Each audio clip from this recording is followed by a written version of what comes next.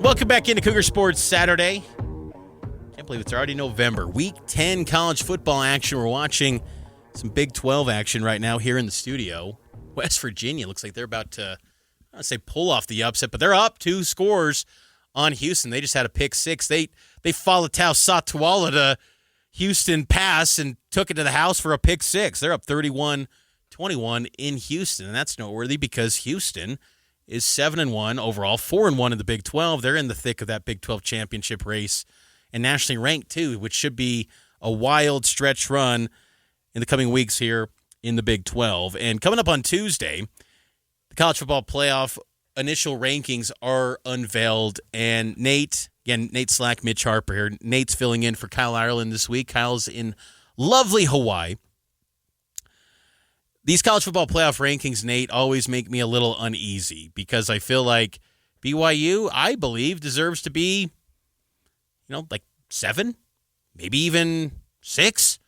But I feel like I wouldn't be surprised if I saw them at 11 or 12. How are you feeling about the potential of where BYU lands in the initial rankings coming up on Tuesday night in the playoff rankings? I feel the same as you. Anytime you get a selection committee involved in BYU's rankings or an NCAA tournament or the college football playoff, I just know BYU's going to get burned at some point. It's true, man. That's how it goes. It's so tough. I agree with you. I think BYU deserves to be in that 7 spot. I look at Georgia Tech and they're inside the top 10. I think they're ranked number 7. What has Georgia Tech done this season that BYU hasn't? And that's something that's been frustrating me. And so I think BYU deserves to be at 7, fully expecting them to be at 11 or 12. And I think it sets up a big game next week because if BYU beats Texas Tech on the road, that's an opportunity to move up a few spots in the rankings. But on the flip side, if BYU loses to Texas Tech, and it's not the same example as it was last year with Kansas, but when BYU lost that game to Kansas, BYU just dropped like a rock. And it just took them completely out of contention to the point where they're ending the season and they're 10-2, and they're nowhere in the conversation of being in that large, even though they have a win at SMU.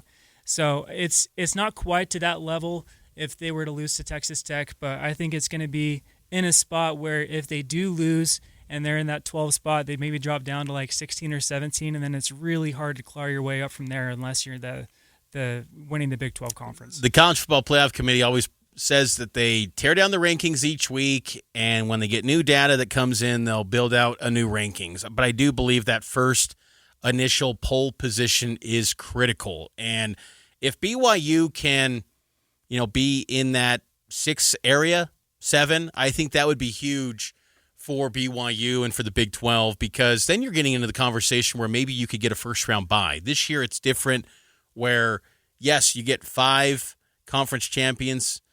The highest-ranked conference champions automatically get into the playoff. That's the same as last year, but what's different, last season, the 4 highest-ranked conference champions got the 4 highest seeds, so they got first-round bye. This year, that's not the case. It's straight seeding. So if BYU is, say, ranked 6th, they will probably be the 6th seed in a bracket if the season ended on Tuesday. Obviously, a lot of football left to be played, so that's something of note. But I also like the fact, too, that if they were in that 6 to 8 territory, you're talking about if you control your destiny and win football games and go win the Big 12 or whatever, you'll have a chance to play a home game in a playoff in Provo. Oh, my goodness. Imagine that, where you're getting maybe an SEC team coming to Provo in December at LaVell Edwards Stadium, a place that has great atmosphere already.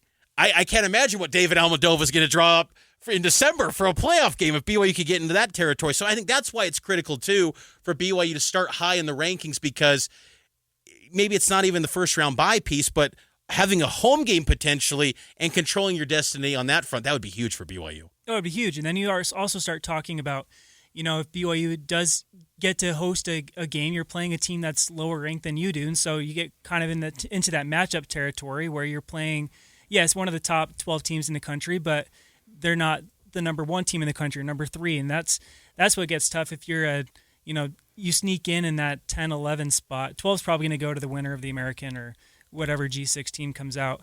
But if you're in that 11 range and then you're kind of stuck playing the higher ranked teams, and that's also something that was new with the top 4 conference champions not getting the automatic bye just because last year you had Oregon and Ohio State matching up, and then Oregon gets knocked out. So if BYU can do what they're expected to do at this point by a lot of fans. Even on this morning, or maybe it was last night, but Andre Ware had BYU as a 3 seed in his bracket. Yeah. I think that's maybe a little bit high, but he doesn't have the same scars that we do. I think the thing is, though, is that power conference team, 8-0, undefeated in their league, playing at a high level, just came off a 2-touchdown victory on the road in a hostile environment in Ames. You took down a Utah team that 2 weeks ago everyone is talking about, even now, like Utah's a huge favorite against Cincinnati. A lot of respect being given to Utah. Utah could end up a 10-win team. BYU beat that team. Head-to-head matters.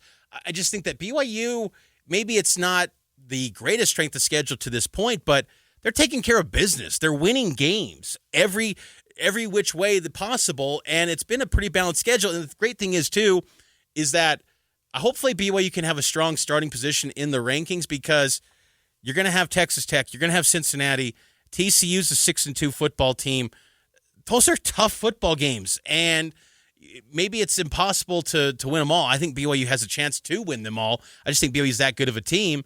But hopefully there's a little bit of respect given to not only BYU but the Big 12, because this league does have depth, and that if you do come out of Lubbock or you come out of Cincinnati and get a win over TCU, those should be viewed as quality wins that give you a big boost. And I think that's what I'm really curious to see with this committee, is the respect to give to BYU, but the depth of the Big 12 as well, because then you can start to entertain the classic SEC line of thinking, oh, that's a quality loss if that does happen. Whereas BYU, when they do suffer losses, it's like, okay, as you said, they plummet, they're out of the rankings, and out of sight and out of mind, because at season's end last year, a lot of people came to their senses after San Antonio and said, hey, maybe we should have given BYU a little more credit and said they should have been in the playoff, when, hey, too little, too late. It's now New Year's. You should have thought of that in November. So hopefully we see the playoff committee give BYU some respect for the work that they put into this point. Let's take a break. On the other side, we'll be joined by Hank Bachmeier, older brother, former college quarterback with Bear Bachmeier, next year on KSL.